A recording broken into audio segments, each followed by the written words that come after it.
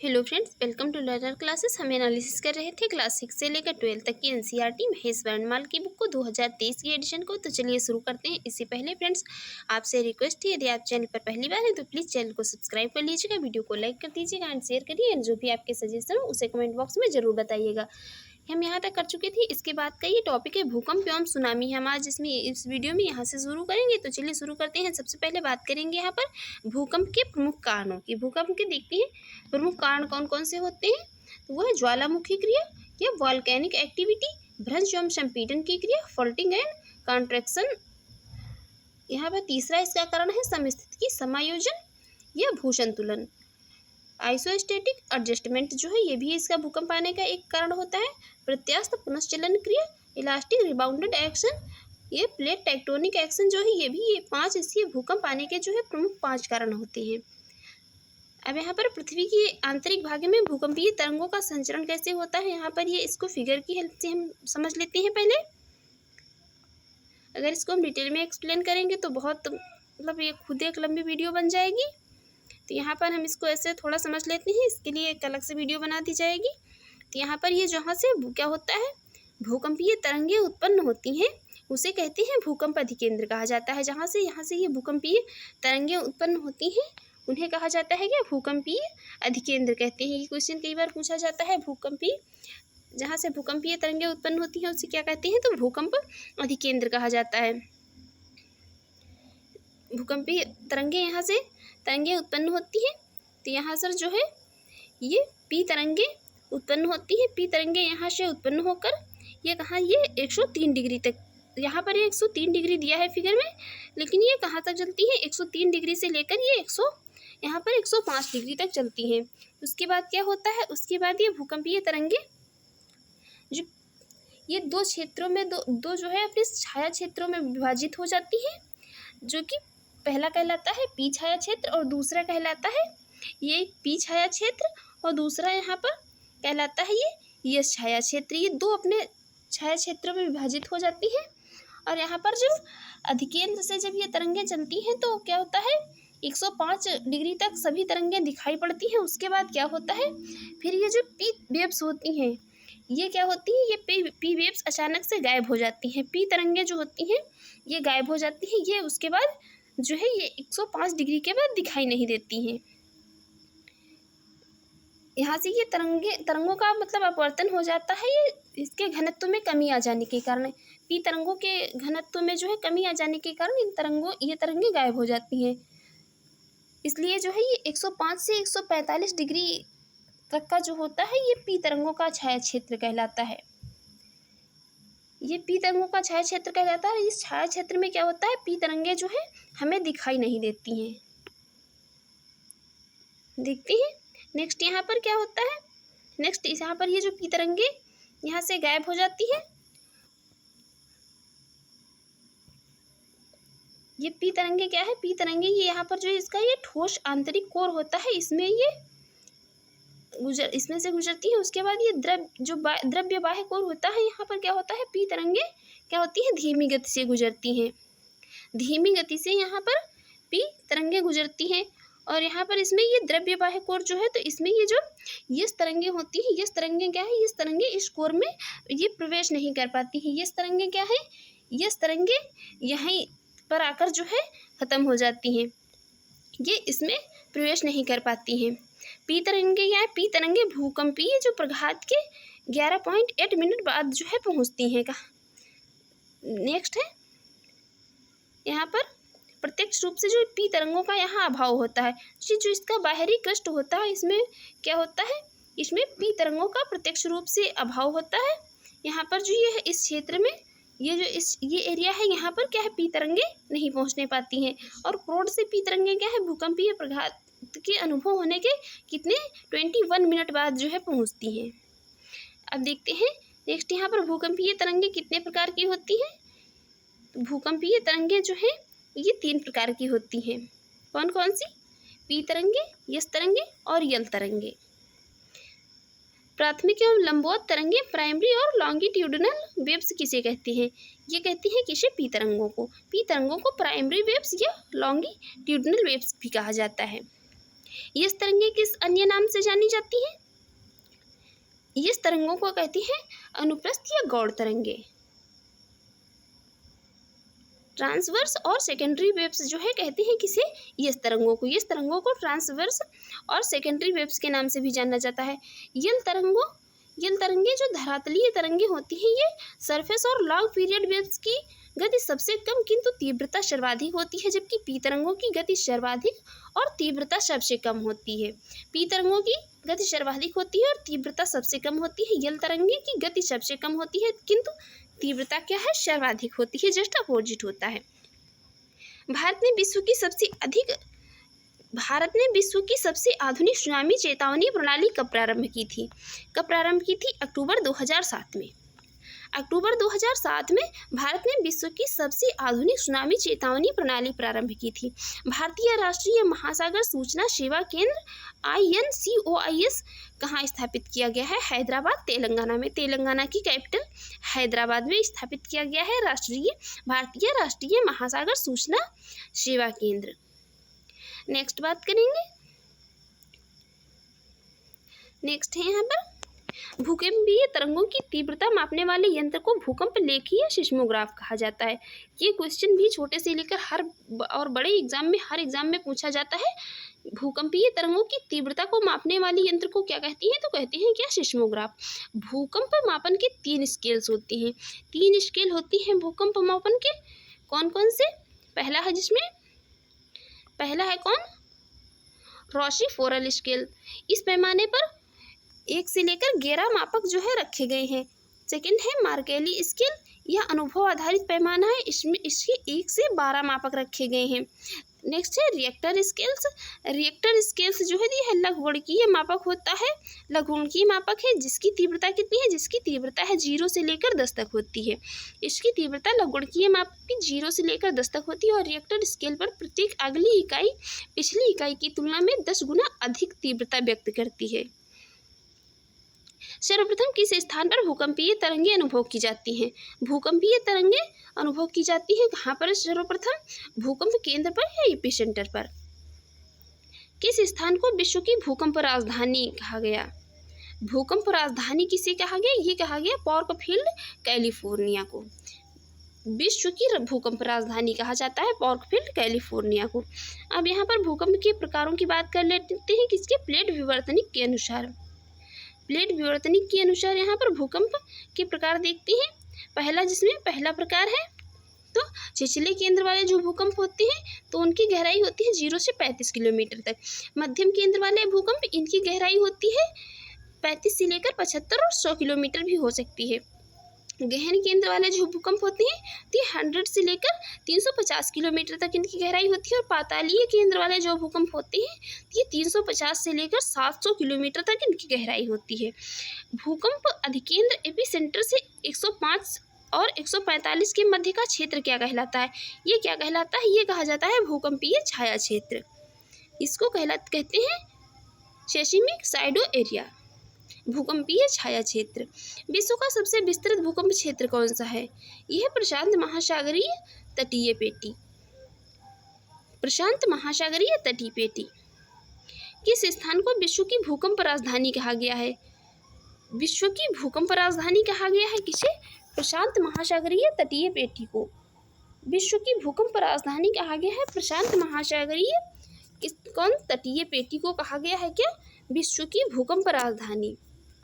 Next है plate विवर्तनिक। Plate tectonic क्रिया के कारण भारतीय उपमहाद्वीप का कौन सा प्रदेश भूकंप ग्रहणशील है? ये भूकंप ग्रहणशील कौन सा है? ये उत्तर पश्चिमी प्रदेश। उत्तर पश्चिमी प्रदेश जो है ये भूकंप ग्रहणशील है प्लेट टेक्टोनिक क्रिया के कारण भारतीय उपमहाद्वीप का। नेक्स्ट बात करेंगे, नेक्स्ट है यहाँ पर नेक्स्ट है पी तरंगे ठोस के साथ साथ तरल माध्यम में भी चल सकती हैं। पी तरंगे जो है पी वेव्स ये ठोस के साथ साथ तरल माध्यम में भी चल सकती है, परंतु ठोस की तुलना में तरल माध्यम में इनकी गति क्या है? मंद हो जाती है, धीमी गति से चलती है। अब यहाँ पर हम ये महाद्वीप टॉपिक को देखेंगे, इसमें यहाँ पर हम 7 महाद्वीपों को देखेंगे। इसमें यहाँ पर ज़्यादा डिटेल में तो डिस्कस नहीं करेंगे, इसकी डिटेल की अलग से वीडियो बना दी जाएगी। सबसे पहले यहाँ पर बात करेंगे किसकी? सबसे पहले उत्तरी अमेरिका की। उत्तरी अमेरिका, यहीं पर ये स्थित है क्या, ग्रीनलैंड, और इसके ऊपर है आर्कटिक महासागर। यहाँ पर है इसके एक साइड में है उत्तर प्रशांत महासागर, और यहाँ पर एक साइड में है क्या, लैब्राडोर का प्रायद्वीप। नेक्स्ट देखते हैं, नेक्स्ट है यहाँ पर दक्षिणी अमेरिका। तो दक्षिणी अमेरिका जो है, दक्षिणी अमेरिका के एक साइड में स्थित है क्या, दक्षिण अटलांटिक महासागर, और एक साइड में स्थित है दक्षिण प्रशांत महासागर, किसके, दक्षिणी अमेरिका के। नेक्स्ट देखेंगे यहाँ पर, नेक्स्ट इसको यूरोप को, यूरोप में ही है ये बाल्कन प्रायद्वीप। ये भी क्वेश्चन कई बार पूछा जाता है, बाल्कन प्रायद्वीप कहाँ थी, ये यूरोप में है। और ये इटली का प्रायद्वीप जो है ये भी यूरोप में ही है। अफ्रीका, अफ्रीका के यहाँ पर जो है, यहाँ पर अफ्रीका में आइबेरिया का जो प्रायद्वीप है। और इसके बाद देखते हैं यहाँ पर एशिया को। तो एशिया के एक साइड में प्रशांत महासागर है, और इधर यहाँ पर एशिया के क्या है, ये दक्षिण भारत का प्रायद्वीप है। नेक्स्ट देखते हैं ऑस्ट्रेलिया। तो ऑस्ट्रेलिया जो है, तो ऑस्ट्रेलिया में एक जो केप यार्क प्रायद्वीप है, ये है। यहाँ पर लास्ट में सबसे यहाँ पर नेक्स्ट है क्या, अंटार्कटिका। अब देखेंगे, नेक्स्ट देखते हैं, नेक्स्ट है क्षेत्रफल की दृष्टि से महाद्वीपों का अवरोही अनुक्रम क्या होगा। क्षेत्रफल की दृष्टि से यहाँ पर बात हो रही है महाद्वीपों के अवरोही अनुक्रम की। सबसे पहले नंबर पर आ जाएगा एशिया, अफ्रीका, उत्तरी अमेरिका, दक्षिण अमेरिका, अंटार्कटिका, यूरोप एवं ऑस्ट्रेलिया। ये इनका जो है क्षेत्रफल की दृष्टि से महाद्वीपों का क्या है, अवरोही क्रम है। एशिया का सबसे गर्म स्थान कौन सा है। एशिया का सबसे गर्म स्थान है तिरात जवी इजराइल। लगभग कितना टेम्परेचर रहता है, 54 डिग्री सेंटीग्रेड टेम्परेचर रहता है। कहाँ पर, तिरात जवी इजराइल में एशिया का सबसे गर्म स्थान है। विश्व का सबसे ठंडा स्थान कौन सा है। विश्व का सबसे ठंडा स्थान है कितना, -45 डिग्री सेंटीग्रेड रहता है टेम्परेचर यहाँ का। ये है कौन, वर्खोयांस्क, कहाँ का, साइबेरिया, रूस में है। क्षेत्रफल एवं जनसंख्या दोनों की दृष्टि से विश्व का सबसे बड़ा महाद्वीप एशिया है। क्षेत्रफल और जनसंख्या दोनों की दृष्टि से बात की जाए तो विश्व का सबसे बड़ा महाद्वीप जो है एशिया महाद्वीप है। विश्व का सबसे गर्म स्थान डेथ वैली किस महाद्वीप में है। डेथ वैली कहाँ है, ये है उत्तरी अमेरिका में स्थित है डेथ वैली।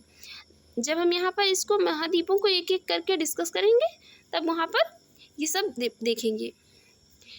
दक्षिण अमेरिकी तथा उत्तरी अमेरिका में कौन सी नहर, दक्षिणी अमेरिका तथा उत्तरी अमेरिका को कौन सी नहर विभाजित करती है। यह है पनामा नहर। पनामा नहर दक्षिण अमेरिका तथा उत्तरी अमेरिका को डिवाइड करती है।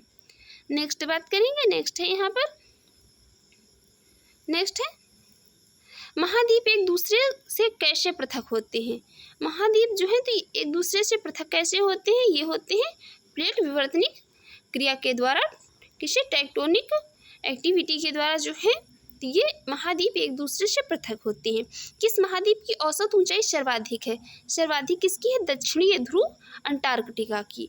दक्षिणी ध्रुव अंटार्कटिका की ऊंचाई क्या है, सर्वाधिक है। पूर्णतया हिमाच्छादित रहने के कारण अंटार्कटिका महाद्वीप को श्वेत महाद्वीप के भी नाम से जाना जाता है। श्वेत महाद्वीप के नाम से किसे जाना जाता है, तो ये अंटार्कटिका महाद्वीप को जाना जाता है, क्योंकि यहाँ पर जो है सब बर्फ बर्फ ही जमी रहती है, बर्फ बर्फ रहती है सब, तो गर्मियों में बहुत अच्छा लगता होगा। प्रायद्वीपों, जी प्रायद्वीपियों का क्या है, प्रायद्वीपों का प्रायद्वीप, यूरेशिया का प्रायद्वीप किस महाद्वीप को कहा जाता है। प्रायद्वीपों का प्रायद्वीप और यूरेशिया का प्रायद्वीप किस महाद्वीप को कहा जाता है, कहा जाता है किसे, यूरोप महाद्वीप को। उत्तरी गोलार्ध का सबसे छोटा महाद्वीप कौन सा है, यह है यूरोप महाद्वीप। अफ्रीका महाद्वीप से होकर विषुवत कर्क और मकर रेखाएं गुजरती हैं। ये जो विषुवत कर्क और मकर रेखाएं कहाँ से गुजरती हैं, ये अफ्रीका महाद्वीप से होकर गुजरती हैं तीनों। प्रति व्यक्ति भूमि उपलब्धता किस महाद्वीप में सर्वाधिक है। प्रति व्यक्ति भूमि उपलब्धता किस महाद्वीप में सर्वाधिक है, ये है ऑस्ट्रेलिया में। नेक्स्ट बात करेंगे यहाँ पर, नेक्स्ट है ऑस्ट्रेलिया न्यूजीलैंड, ऑस्ट्रेलिया न्यूजीलैंड और ऑस्ट्रेलिया न्यूजीलैंड, मेलानेशिया, माइक्रोनेशिया और पॉलिनेशिया द्वीपों को संयुक्त रूप से क्या कहा जाता है? ओशेनिया। ये कई बार जो है यूपीपीसीएस के एग्जाम में पूछा हुआ क्वेश्चन है, तो ये याद रखिए। ऑस्ट्रेलिया, न्यूजीलैंड, मेलानेशिया, माइक्रोनेशिया और पॉलिनेशिया, ये जो 5 द्वीप हैं इनको संयुक्त रूप से क्या कहा जाता है? ओशेनिया कहा जाता है। ये 5 द्वीपों को संयुक्त रूप से ओशेनिया कहा जाता है, याद रखिए। अब यहाँ पर हम माउंटेन रेंज की बात करेंगे, पर्वत श्रेणियों की, माउंटेन रेंज की, जिसमें सबसे पहले बात करेंगे वलन फोल्ड क्रिया किस कारण होती है। वलन या फोल्ड क्रिया किस कारण होती है? तो फोल्ड क्रिया होती है किस कारण से? फोल्ड क्रिया होती है पर्वत निर्माणकारी बल के कारण।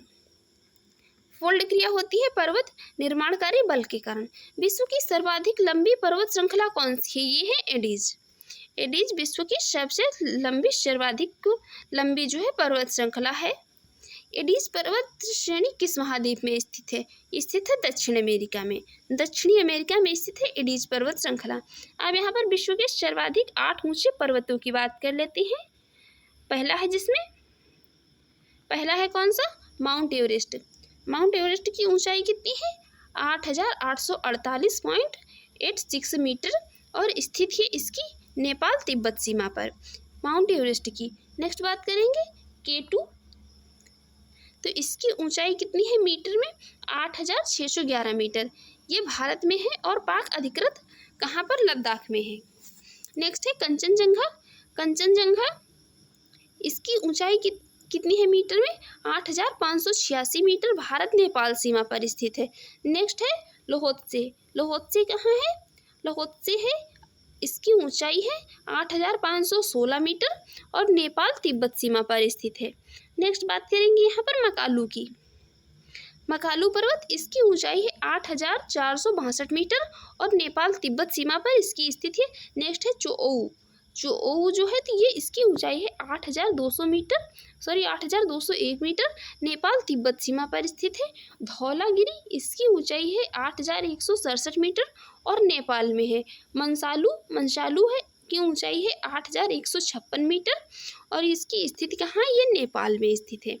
नेक्स्ट बात करेंगे यहाँ पर साउथर्न अल्प्स की। दक्षिणी अल्प्स जो है तो पर्वतमालाएं किस देश में स्थित है? ये स्थित है कहाँ? न्यूजीलैंड में। विश्व की अधिकांश ऊंची चोटियां नवीन मोड़दार पर्वतों में हैं। विश्व की जो है क्या अधिकांश ऊंची चोटियां कहाँ हैं? नवीन मोड़दार पर्वतों में है। व्हाइट माउंटेन किस देश में स्थित है? व्हाइट माउंटेन स्थित है कहाँ? संयुक्त राज्य अमेरिका में व्हाइट माउंटेन है। भारत और म्यांमार के मध्य कौन सा पर्वत सीमा निर्धारित करता है? बर्मीज और अराकानोमा पर्वत चाप, ये भारत और म्यांमार के मध्य क्या है? सीमा का निर्धारण करते हैं, बर्मीज और अराकानियोमा। हिमालय का विस्तार अराकानियोमा पर्वत किस देश में स्थित है? हिमालय का विस्तार अराकानियोमा पर्वत किस देश में स्थित है? स्थित है कहाँ? म्यांमार में। अब सभी महाद्वीपों के सर्वोच्च शिखरों की बात कर लेते हैं। यहाँ पर 7 महाद्वीपों के सर्वोच्च शिखरों की बात कर लेते हैं, जिसमें सबसे पहले एशिया का आ जाएगा। एशिया का सर्वोच्च शिखर है माउंट एवरेस्ट। अफ्रीका का है किलिमंजारो, यूरोप का माउंट एल्ब्रुस और उत्तरी अमेरिका का माउंट डेनाली। दक्षिणी अमेरिका का है माउंट एकांकगुआ। ऑस्ट्रेलिया का माउंट कोस्सियुस्को। अंटार्कटिका का क्या है? विशेष मैसिव। नेक्स्ट यहाँ पर बात करेंगे नेक्स्ट है माउंट टिटलिस कहाँ स्थित है? माउंट टिटलिस कहाँ स्थित है? स्विट्जरलैंड में। माउंट टिटलिस स्थित है स्विट्जरलैंड में। स्पेन एवं फ्रांस के मध्य कौन सा पर्वत सीमा रेखा बनाता है? ये बनाता है पिरेनीज। पिरेनीज पर्वत जो है ये फ्रांस और स्पेन के मध्य सीमा रेखा बनाता है। संयुक्त राज्य अमेरिका के 3 प्रमुख गुंबदाकार पर्वत कौन से हैं? संयुक्त राज्य अमेरिका के 3 प्रमुख गुंबदाकार पर्वत हैं, उनके नाम है क्या? हेनरी पर्वत, ब्लैक हिल्स एवं एडिरोनडेक पर्वत। ये 3 प्रमुख पर्वत हैं कहाँ के? संयुक्त राज्य अमेरिका के जो प्रमुख गुंबदाकार पर्वत हैं। अब यहाँ पर विश्व की प्रमुख पर्वत श्रेणियों की बात कर लेते हैं। विश्व की प्रमुख जो पर्वत श्रेणियाँ हैं, सबसे पहले है कौन? Cordillera de los Andes. ये कहाँ है? ये पश्चिम दक्षिण अमेरिका में है और एकांक गुआ इसका सर्वोच्च शिखर है। रॉकी पर्वत ये पश्चिम उत्तरी अमेरिका में है और माउंट एल्बर्ट इसकी सर्वोच्च शिखर है। हिमालय काराकोरम हिंदुकुश ये दक्षिण मध्य एशिया में है और माउंट एवरेस्ट इसका सर्वोच्च शिखर है। ग्रेट डिवाइडिंग रेंज श्रेणी पूर्वी ऑस्ट्रेलिया में है। कोस्युस्को इसकी क्या है, माउंट जो है सर्वोच्च शिखर है कोस्युस्को इसका, ग्रेट डिवाइडिंग रेंज का। नेक्स्ट बात करते हैं, नेक्स्ट है ट्रांस अंटार्कटिका पर्वत। ट्रांस अंटार्कटिका पर्वत ये अंटार्कटिका में है और माउंट विंसन मैंसिफ इसका क्या है, सर्वोच्च शिखर है। तियन शान श्रेणी ये दक्षिण मध्य एशिया में है। पीक पोहेडा सर्वोच्च शिखर। अल्ताई माउंटेन्स श्रेणी मध्य एशिया में। गोरा बेलुखा सर्वोच्च शिखर। यूराल पर्वत श्रेणी मध्य रूस में। गोरा नैरोडनाया सर्वोच्च शिखर है।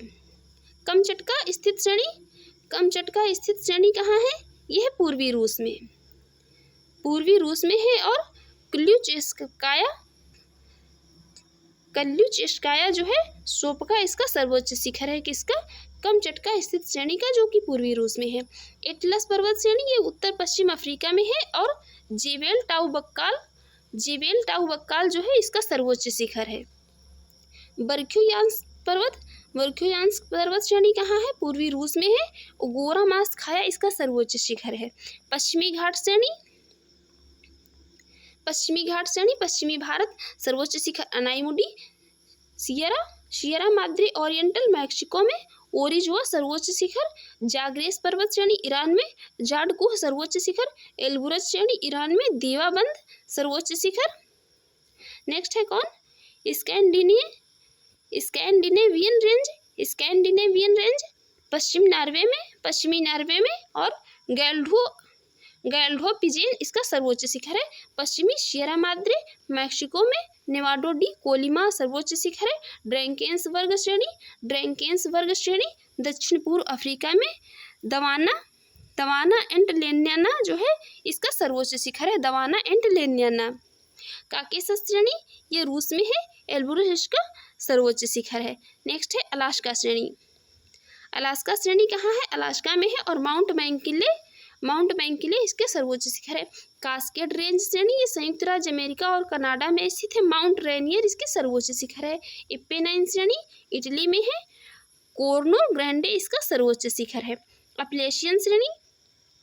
अपलेशियन श्रेणी है पूर्वी संयुक्त राज्य अमेरिका और कनाडा में। माउंट मिशेल इसका सर्वोच्च शिखर है। आल्पस है मध्यवर्ती यूरोप में। माउंट ब्लैंक इसका सर्वोच्च शिखर है। नेक्स्ट है सियरा माद्रे डेल सुर मैक्सिको में है और टियोटेपेक इसका सर्वोच्च शिखर है। नेक्स्ट यहाँ पर बात करेंगे, नेक्स्ट है मोड़तार या बलित पर्वत। जो फोल्ड माउंटेन का निर्माण कैसे होता है, तो ये फोल्ड माउंटेन का निर्माण चट्टानों में पृथ्वी की आंतरिक शक्तियों द्वारा मोड़ या बलन के कारण होता है, जिन्हें कहते हैं क्या, बलित पर्वत या फोल्ड माउंटेन।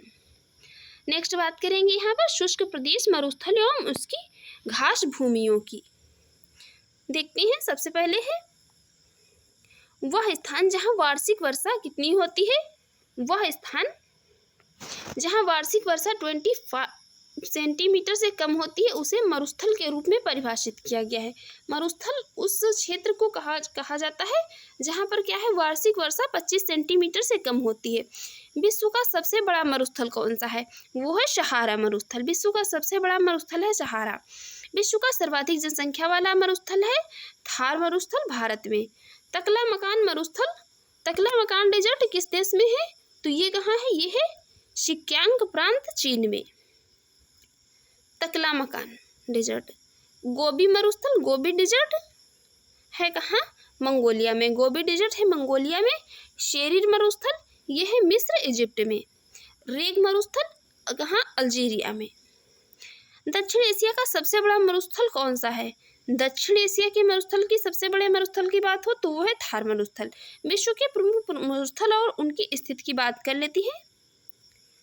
सबसे पहले यहाँ पर देखेंगे कौन, सहारा। लीबिया नूबियन मरुस्थल कहाँ है, उत्तरी अफ्रीका में है। Simpson, Gibson, Stuart, Stony, Great Victoria, Great Sandy कहाँ है, ऑस्ट्रेलिया में। नाफूद, हमद, रब अल खाली कहाँ है, सऊदी अरब में। नेक्स्ट है कालाहारी मरुस्थल कहाँ है, ये बोत्सवाना अफ्रीका में। कालाहारी मरुस्थल है बोत्सवाना अफ्रीका में। सोनोरन कहाँ है, संयुक्त राज्य अमेरिका और मैक्सिको में। नामीब कहाँ है, नामीब है नामीबिया में। काराकुम है तुर्कमेनिस्तान में। थार मरुस्थल कहाँ है, थार मरुस्थल है कहाँ, उत्तर पश्चिम भारत एवं पूर्वी पाकिस्तान में। सोमाली मरुभूमि है सोमालिया में। आटाकामा है चिली में। काजिम कुम है उज्बेकिस्तान में। दस्ते लूट कहाँ है, ये है पूर्वी ईरान में। दस्ते लूट पूछ लिया जाता है, इंपॉर्टेंट है। नेक्स्ट है दस्ते कबीर कहाँ है, दक्षिणी ईरान में। दस्ते लूट है पूर्वी ईरान में और दस्ते कबीर है दक्षिणी ईरान में। मोजेम या मोहावो सियरा नेवादा कहाँ है, संयुक्त राज्य अमेरिका में। सेंचुरा है पेरू में और पेंटागोनिया है कहाँ, पेंटागोनिया है अर्जेंटीना में। पेंटागोनिया है अर्जेंटीना में। नेक्स्ट बात करते हैं, नेक्स्ट देखते हैं। नेक्स्ट है पृथ्वी का सबसे अधिक जो है शुष्क क्षेत्र कौन सा है। पृथ्वी का सबसे अधिक शुष्क क्षेत्र की बात हो रही है, वो है अटाकामा। सोनोरन मरुस्थल कहाँ स्थित है, सोनोरन मरुस्थल जो है संयुक्त राज्य अमेरिका तथा मैक्सिको में स्थित है। पेंटागोनिया मरुस्थल किस प्रकार के मरुस्थल का उदाहरण है, पेंटागोनिया। पेंटागोनिया उदाहरण है शीतोष्ण कटिबंधीय मरुस्थल का। टेम्परेट डिजर्ट का उदाहरण है कौन, पेंटागोनिया। नागफनी किस बायोम की प्रमुख वनस्पति है, नागफनी जो है मरुस्थलीय बायोम की वनस्पति है। मरुस्थलीय बायोम की जो है वो सभी वनस्पतियां होती हैं जिसकी पहचान क्या होती है, जिनमें कि कांटे पाए जाते हैं, शंकु के आकार की होती हैं, पत्तियां जो है तिकोनी होती हैं। ये ऐसा किस कारण होता है, ऐसा इस कारण होता है क्योंकि मरुस्थल में डिजर्ट में जो है पानी की कमी होती है और ताकि जो है पौधों से वाष्पोत्सर्जन न होने पाए और पौधे जो है हरे भरे बने रहें, इसलिए जो है इनकी पत्तियां इस प्रकार की होती हैं। नेक्स्ट बात करते हैं, नेक्स्ट है घास भूमियां उन स्थानों पर पाई जाती हैं जहां इतनी अधिक वर्षा नहीं होती कि वनों का विकास हो सके और ना ही इतनी कम वर्षा होती कि भूमि मरुस्थल हो जाए। घास भूमियां उन स्थानों पर पाई जाती हैं जहां की ना तो ही इतनी अधिक वर्षा होती है कि वहां पर जो है बड़े और घने वन विकसित हो जाए और ना ही इतनी कम होती है कि जो है भूमि वहाँ की मरुस्थल में ही परिवर्तित हो जाए, वहाँ पर कोई घास ही ना उगे। अब यहाँ पर विश्व के प्रमुख घास के मैदानों की बात कर लेते हैं। सबसे पहले बात करेंगे यहाँ पर शीतोष्ण कटिबंधीय घास के मैदानों की। शीतोष्ण कटिबंधीय घास के मैदानों में स्टेपीज कहाँ है, मध्य एशिया एवं पूर्वी यूरोप में पाए जाते हैं। वेल्ड घास के मैदान दक्षिण अफ्रीका में। पुस्ताज घास के मैदान हंगरी में पाए जाते हैं। पंपास घास के मैदान कहाँ पाए जाते हैं, पंपास घास के मैदान पाए जाते हैं कहाँ, ब्राजील, अर्जेंटीना एवं उरुग्वे में। कैंटरबरी पाए जाते हैं न्यूजीलैंड में। प्रेरी उत्तरी अमेरिका में और डाउन्स घास के मैदान पाए जाते हैं कहाँ, ऑस्ट्रेलिया में। अब बात हम करते हैं उष्णकटिबंधीय घास मैदानों की। उष्णकटिबंधीय घास मैदान लानोज ये पाए जाते हैं वेनेजुएला में।